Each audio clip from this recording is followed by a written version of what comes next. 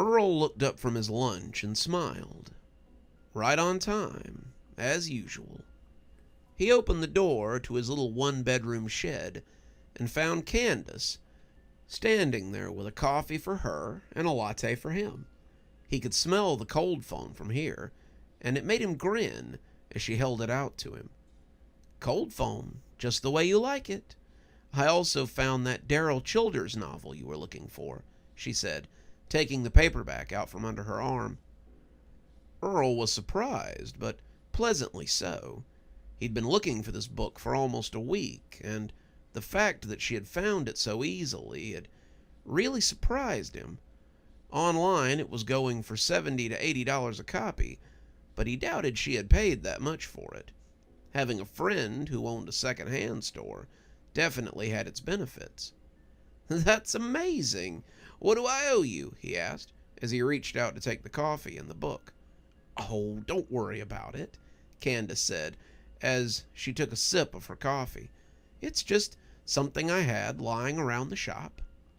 Earl left the book inside, and the two of them took a stroll around the graveyard as they talked about whatever they wanted to. This had been going on for a couple of weeks, and Earl was pleasantly surprised by their friendship and how it had blossomed. He knew others would look at it and think something else was going on, but Earl felt secure in the idea that both of them were just friends. He would not have any problem dating someone like Candace, but he couldn't imagine what she would see in someone like him.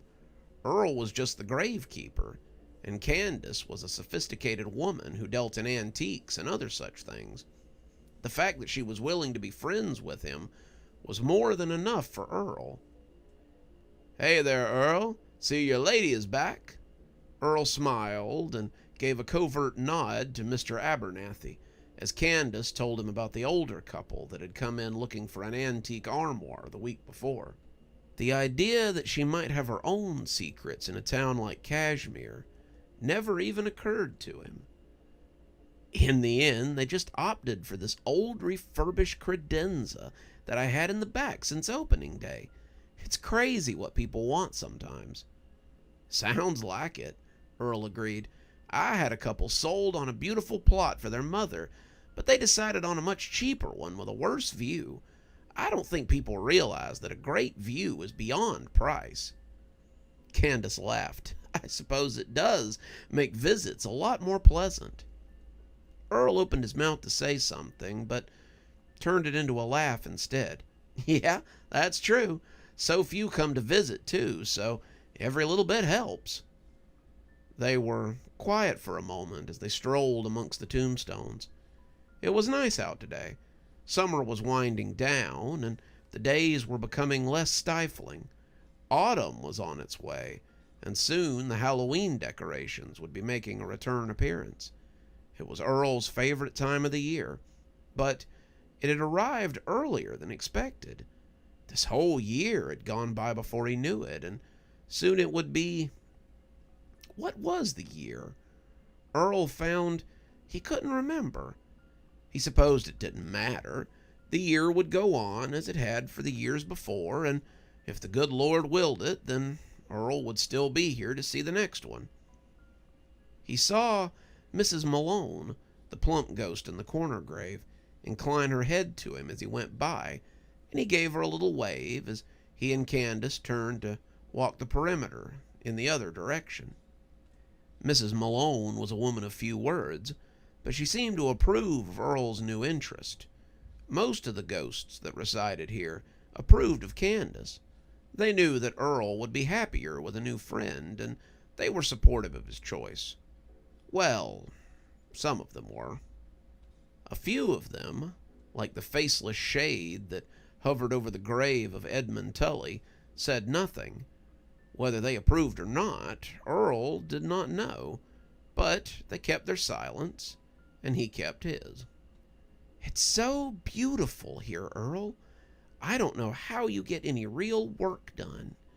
"I'd do nothing but dither around the graveyard and pick flowers all day."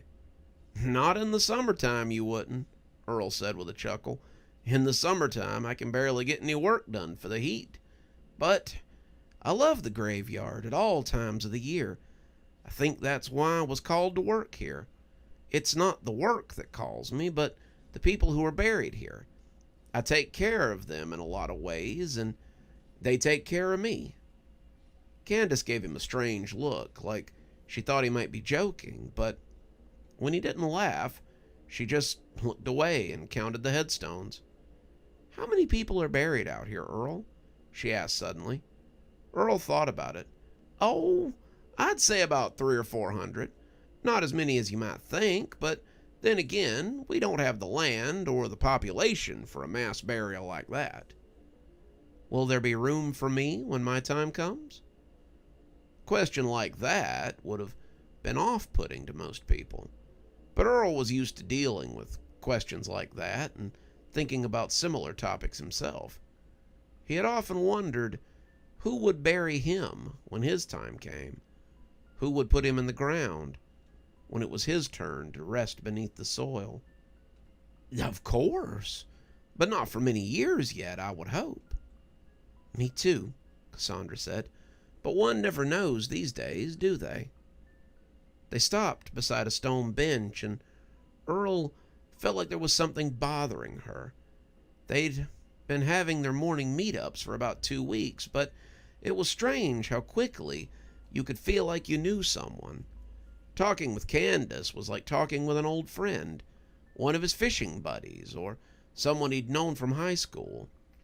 And he felt sure that something was bothering her. Maybe it was something he could help with, and maybe, if it wasn't, he thought talking about it might make her feel a little bit better. "Cassandra, is there something bothering you?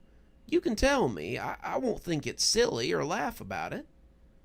Cassandra gave him an odd look, like she suspected that he might be reading her mind. But she smiled and looked away a moment later, feeling silly. "It's nothing, Earl. I wouldn't want to bother you with my problems." Earl took a seat on the bench and patted the spot next to him, encouraging her to sit.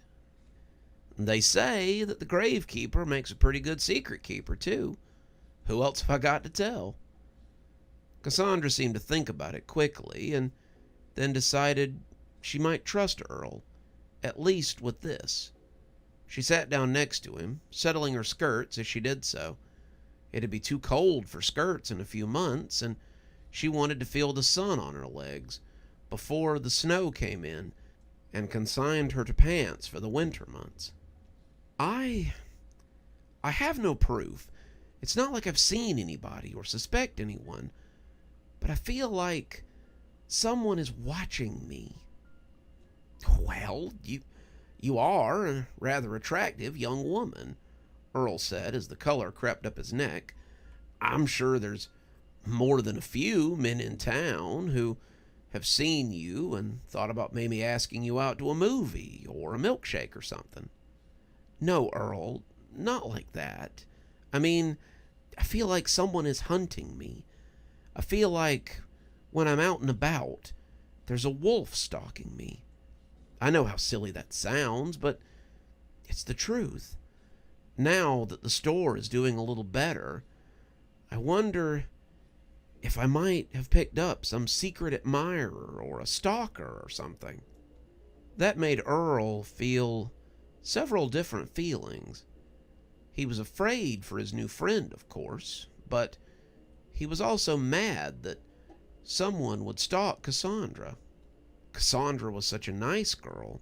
She thought of everyone before herself, and the idea that someone might want to hurt her or do something to her that she didn't want to do was infuriating.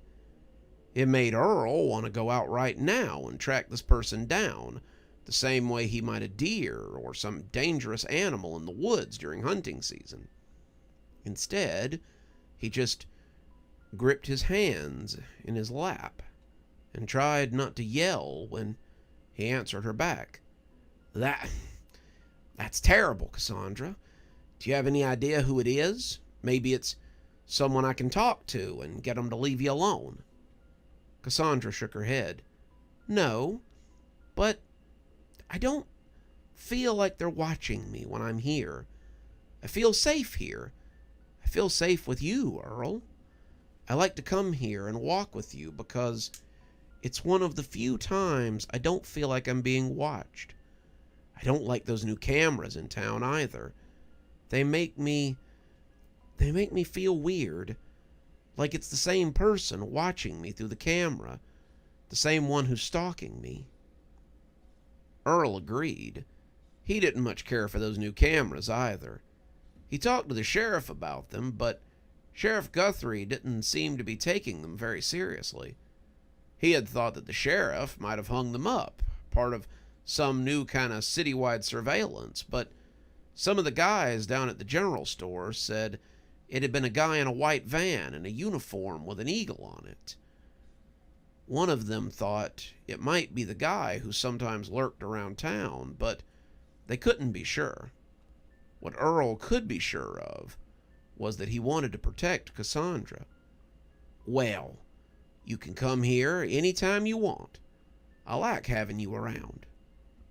She leaned against him, but Earl had realized they were closer than he thought to a place he'd been avoiding. Mrs. Pearson was lying on her gravestone and looking at the sky, seemingly oblivious of them. Thank you, Earl, Cassandra whispered, getting up and brushing off her skirt. I'd better get back to the shop. Same time tomorrow? You bet, Earl said, and as Cassandra made her way to the shop, Earl headed back to his shack. Mrs. Pearson was going to love the new book. Good evening, everyone. It's me, Dr. Plague. Thank you so much for joining us for tonight's show. If you think you might like a little more spooky in your life, then please feel free to click on one of the videos we have up here. Maybe look at one of the playlists if you're trying to get caught up. I know, there's so many videos on the channel. There's so many series that are going at the same time. Sometimes you just need a little refresher course, and I gotta say, I always enjoy the views. If you're not subscribed, feel free to hit that subscribe button. Maybe hit the bell so you don't miss anything. We upload a lot on this channel, so you won't want to miss a single story as they come out. If you'd like to support the channel, you can click on the Amazon link down there. There's quite a few books in my Amazon account. You can have a look, and if you'd like a signed copy, get up with me through email, and I'll be happy to work something out with you. Also, there's links to my Patreon, and you can become a member on the channel if you'd like your spooky a little bit early. Patrons and members on the $5 tier get their videos 12 hours early. That's in the morning as opposed to in the evening. Patrons at the $10 level also get a signed copy of my book anytime I write one. Speaking of my patrons, you should see them appearing right now. Just wanted to take a minute to say how much I appreciate all of you. Patrons, subscribers, however you give to the channel. I really appreciate everything you do, and it truly touches me that you have chosen to support the channel in this way. Well, that's enough for now. Till next time, Dr. Plague, signing off. Have a wonderful evening.